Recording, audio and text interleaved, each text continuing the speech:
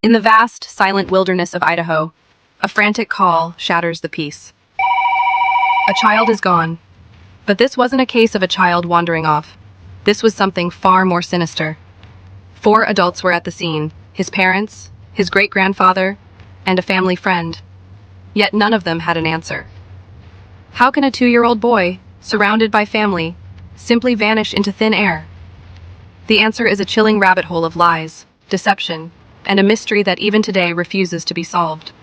Before he was a headline, DeOrr Kunz Jr. was a vibrant, happy little boy, known for his bright blonde hair and a pair of cowboy boots 2 sizes too big. He was the center of his family's world. He was rarely seen without his favorite toy monkey, a constant companion in his young life. His grandmother Trina remembers him with a promise. She will never give up hope, a vow that echoes through the years of silence. The story of his disappearance begins with a trip. On July 9, 2015, the family headed deep into the Idaho backcountry. Their destination? Timber Creek Campground, a place so remote there was no cell service, no amenities, and no other people for miles. They arrived after dark, around 9:30 p.m., enveloped by an oppressive darkness. On the way, they stopped for supplies. But looking back, a strange pattern emerged. No one at any of their stops could recall seeing the little boy. That night, DeOrr supposedly slept in the truck, sandwiched between his parents. It would be the last night he ever spent with them. The morning of July 10th began like any other camping trip. But a strange decision would soon set the stage for tragedy. Around 10:30 a.m., Jessica asked Vernal to drive back to town, a long, bumpy ride, for groceries and personal items. They left the remote campsite, supposedly with 2-year-old DeOrr, to make the hour-long round trip back to civilization. Receipts confirmed their purchases in town. But again, store clerks, customers, no one remembered seeing a small child with them. It was as if he were a ghost. At 12:38 p.m., Jessica texted her mother. They were on their way back. This is the last known communication before everything went dark. They returned to the campsite shortly after 1 o'clock. And this is where the timeline begins to fracture into a dozen conflicting pieces. The next hour is a black hole of contradiction. Everyone's story is different. The parents claim they decided to go fishing, just 50 feet from the camp. They say they left DeOrr with his great-grandfather Bob, but Bob's memory was hazy. He later told investigators he didn't recall being asked to watch DeOrr at all. He thought the boy had gone to the creek with his parents. How long were they gone? 5 minutes, according to Jessica. 15 to 20, according to Vernal. The first of many dangerous inconsistencies. When they returned, the world stopped. The campsite was silent. DeOrr was gone. Bob claimed he had just looked away for a moment. When he looked back, the little boy in the oversized cowboy boots had vanished. Panic erupted. Vernal ran half a mile down the road to find a sliver of cell service. The first 911 call was logged at 2:22 p.m. But what he told the dispatcher sent the first chill down investigators' spines. He claimed DeOrr had been missing for about an hour. Surprised. An hour? By their own timeline, it had only been a few minutes. Thoughtful. Why lie about the time? By 3:45 p.m., a massive search and rescue operation was underway. 2 items were found at the camp: his toy monkey and his favorite blanket. The boy was gone, but his most cherished possessions were left behind. Hundreds of volunteers scoured every inch of the unforgiving landscape. They searched by land and by air. Scent dogs were brought in, desperately trying to pick up a trail. But the trail went cold, almost instantly. Investigators noted his boots. They were so large they surely would have fallen off if he'd been dragged or had run far. Yet they were gone with him. The local sheriff, Lynn Bowerman, felt a growing unease. Thoughtful.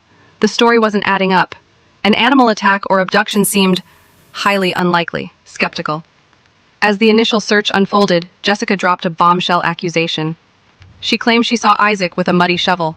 She said she saw a single blonde hair on it, but as she reached for it, the wind blew it away, disbelieving. A convenient story with no proof. Meanwhile, Isaac did something highly suspicious.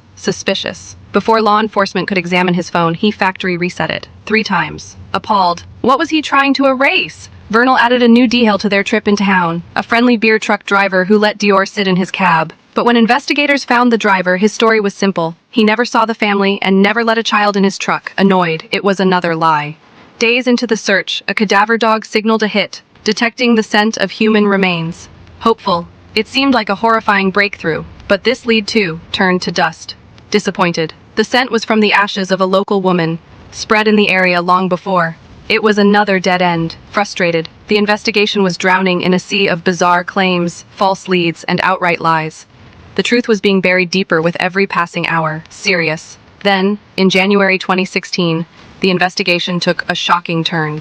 The sheriff held a press conference and pointed the finger directly at the two people who were supposed to protect DeOrr. Dramatic. He officially named Jessica Mitchell and DeOrr Kunz as the primary suspects in their own son's disappearance. The sheriff stated they had been less than truthful from the very beginning, their stories changing with every interview. The science seemed to back him up. Jessica was given 4 polygraph tests by law enforcement and the FBI. She failed every single one. Grave. Vernal was tested 5 times. He also failed every single test. Both parents repeatedly flagged for deception by the FBI's top examiners. Then came the physical evidence. The FBI found blood on the truck. Its origin was never publicly released, but its presence was another dark stain on the parents' story of an innocent camping trip. The family hired a private investigator, a respected former U.S. Marshal. But he didn't last long. He quit, citing a total mistrust of the parents. He even suggested a horrifying theory that DeOrr may have been sold or given away. A second PI, Philip Klein, went even further. After being hired and then fired by the family, he went public with a chilling accusation. He believed the parents killed their son. Klein claimed Jessica once confessed to him, "I know where the body is," a claim she vehemently denies and law enforcement dismisses, but a claim that has haunted the case ever since. With the evidence mounting, prosecutors offered both parents a deal: reveal the location of DeOrr's body, testify against the other, and receive a lighter sentence. Both of them refused. The pressure shattered their relationship. Shortly after being named suspects, the couple broke up. Vernal left the state, taking a job as a truck driver, escaping the constant accusations. And within a year, Jessica remarried, attempting to build a new life on the ashes of her old one. Enraged by the accusations, Vernal sued Philip Klein for defamation, hoping to clear his name in court. The case was thrown out. The climax of the legal battle came with the judge's reported devastating statement: "The truth is the ultimate defense."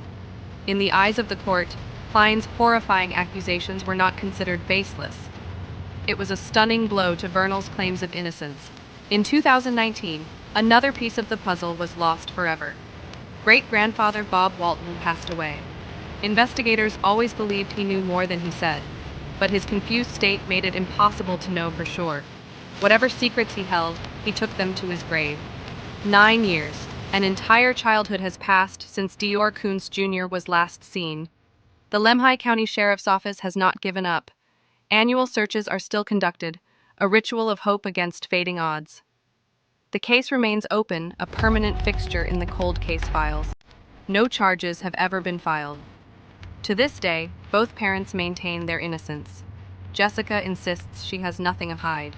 Vernal has reportedly struggled immensely, tormented by the public accusations that have defined his life.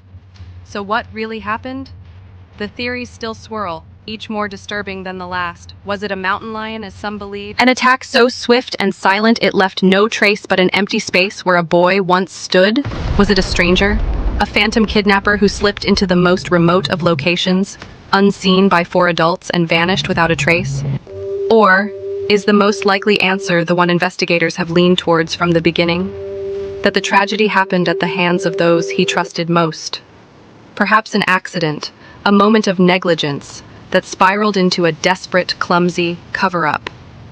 The strange trip to town, the conflicting fishing alibi. Was it all a frantic attempt to buy time? The distance was only 50 feet. How could no one see or hear anything? Only one person's story, Isaac's, remained consistent. The FBI seemed to believe him. But he too has been asked to remain silent. The boots remain a key question. Too big to run in, too heavy to keep on. Why were they never found? Without a body, and without a confession, there can be no charges. The suspects remain free. And so the family waits, trapped in a limbo of not knowing. Somewhere in that vast wilderness, or buried in the tangled web of lies, lies the truth about what happened to DeOrr Kunz Jr., a little boy in oversized cowboy boots, whose life was cut short, leaving behind only questions. No body, no answers, no justice. The Timber Creek Campground holds its secrets tightly. The trees stand as silent witnesses to a tragedy that began with a family camping trip and ended in an impenetrable mystery. The only certainty is that 4 adults walked into the woods with a child, and only 4 walked out. The question of how and why remains unanswered. The official investigation remains open, but the trail is colder than the Idaho winter. The conflicting stories, the failed polygraphs, and the bizarre circumstances have left more questions than answers. What do you think really happened to little DeOrr Kunz Jr.? Was it a tragic accident followed by a panicked cover-up, or something far more sinister? Let us know your theory in the comments below. And if you want to explore more cases that defy explanation, make sure to subscribe and turn on notifications. The truth is out there, waiting to be found.